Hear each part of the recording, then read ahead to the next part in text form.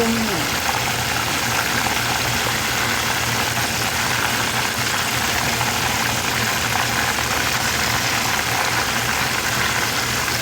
Ito din yung isa.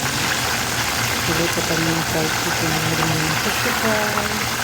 Parang lisang Philippines ko. Diba? Gani-gani. Pumili dito na tayo ng bag-aid. Ayan tayo guys. Ayan.